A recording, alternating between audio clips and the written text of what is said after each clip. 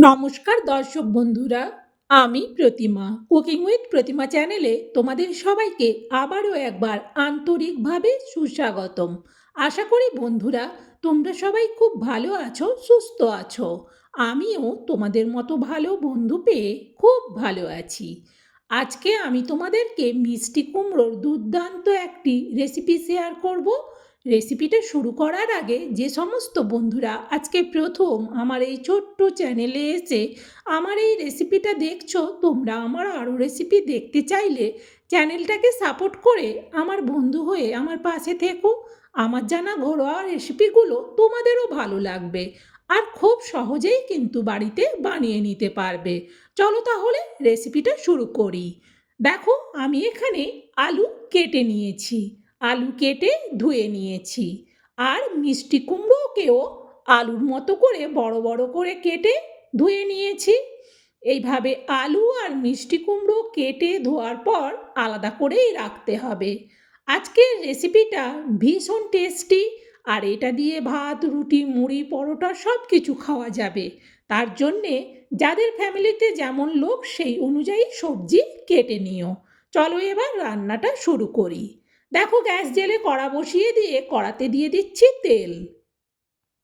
খুন্তি দিয়ে এবার তেলটাকে কড়ার উপর পর্যন্ত চাড়িয়ে নিলাম। এরপর এতে দিয়ে দিচ্ছি অল্প কালো জিরে আর দিচ্ছি অল্প গোটা জিরে। এবার 2 মিনিট এগুলোকে ভেজে নেবো। এর থেকে যখন সুন্দর সেন্ট বের হতে শুরু করবে তখন এতে দিয়ে দেবো আলুগুলো। সব আলুগুলো একেবারেই দিয়ে দিলাম। দেওয়ার পর খুন্তি দিয়ে ভালো করে এবার উল্টে পাল্টে আলুগুলোকে নাড়তে থাকবো। মাঝখানটা একটু জায়গা করে নিচ্ছি, ওইখানে দিয়ে দিচ্ছি অল্প হিং। এখানে আমি ছোট চা চামচের হাফ চামচেরও কম হিং দিলাম। 2 মিনিট ভেজে নেওয়ার পর দিয়ে দিচ্ছি মিষ্টি কুমড়োগুলো। এবার খুন্তি দিয়ে আলু আর মিষ্টি কুমড়োটাকে উল্টে পাল্টে নাড়াতে থাকবো, যাতে আলু আর মিষ্টি কুমড়োটা বেশ ভালো করে ভাজা হয়। গ্যাসের ফ্লেমটাকে মিডিয়ামে রেখে বেশ কিছুক্ষণ আলু আর মিষ্টি কুমড়োটাকে ভেজে নিলাম।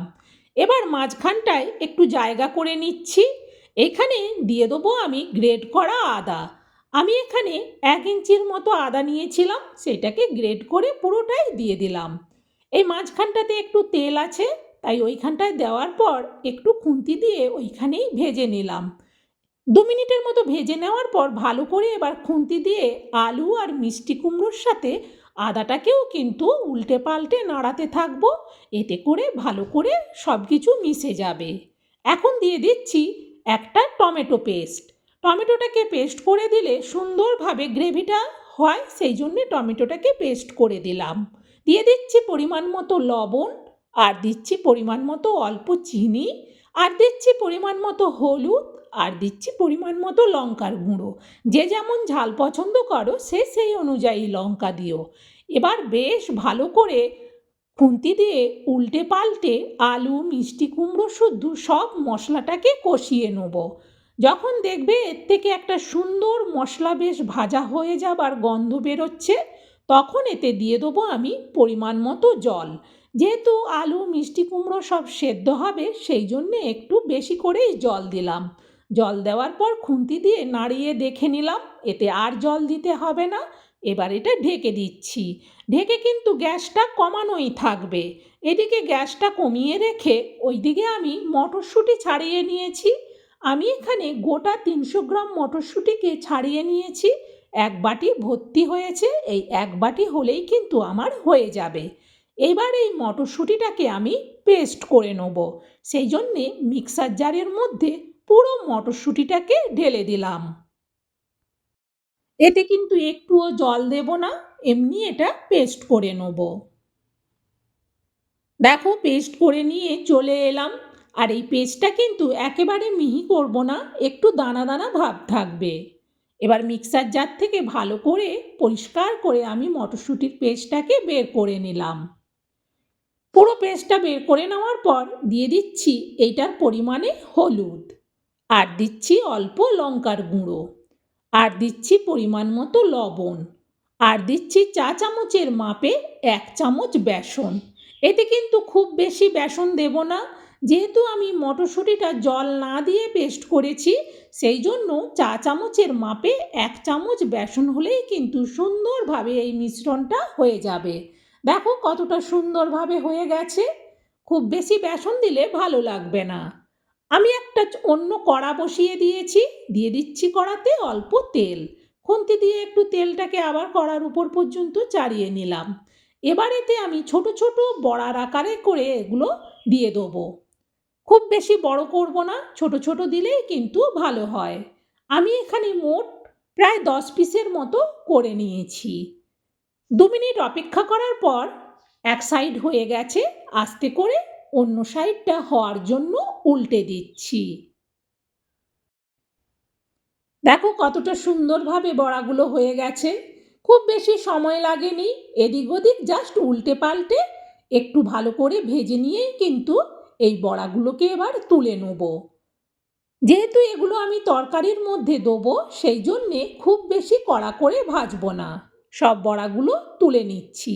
আর ওই দিকে যে একটা কড়াই ঢেকে রেখেছিলাম, এবার ওই কড়ার ঢাকনাটা সরাচ্ছি।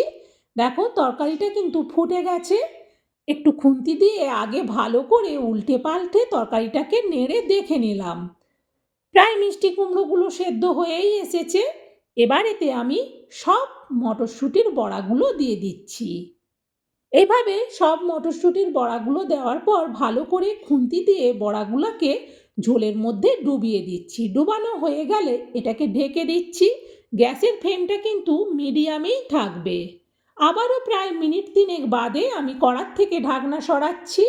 দেখো তরকারিটা কিন্তু আস্তে আস্তে ফুটছে। অল্প এতে দিয়ে দিচ্ছি আমি কসুরি মেথি। এটা দিলে ভীষণ তরকারিটা সুন্দর সেন্ট হবে। কসুরি মেথিটা দেওয়ার পর একটু ভালো করে তরকারিটাকে খুন্তি দিয়ে উল্টে পাল্টে নেড়ে দিলাম। দেখো সুন্দরভাবে তরকারিটা কতটা সুন্দরভাবে মাখো মাখো হয়ে গেছে। আলুও কিন্তু সেদ্ধ হয়ে গেছে। এই রকম তরকারিটা যখন হয়ে যাবে তখন এটা নাবিয়ে নেব। আর এটা বেশি কিছু করতে হবে না, এর সুন্দর টেস্ট হবে আর সেন্টও হবে। তরকারিটা নামিয়ে এই রকম একটা বড় প্লেটের মধ্যে আমি ঢেলে নিচ্ছি। বন্ধুরা এইভাবে মিষ্টি কুমড়ো রান্না করলে দুর্দান্ত স্বাদের হয়। শুধু একবার বানিয়ে দেখো, এটা দিয়ে ভাত রুটি মুড়ি সব কিছু খেতে দারুণ লাগবে। অনেকভাবেই তোমরা মিষ্টি কুমড়ো খেয়েছো, এইভাবে মটরশুঁটির বড়া করে আলু আর কুমড়ো দিয়ে রান্না করে দেখো, দুর্দান্ত স্বাদের হয়।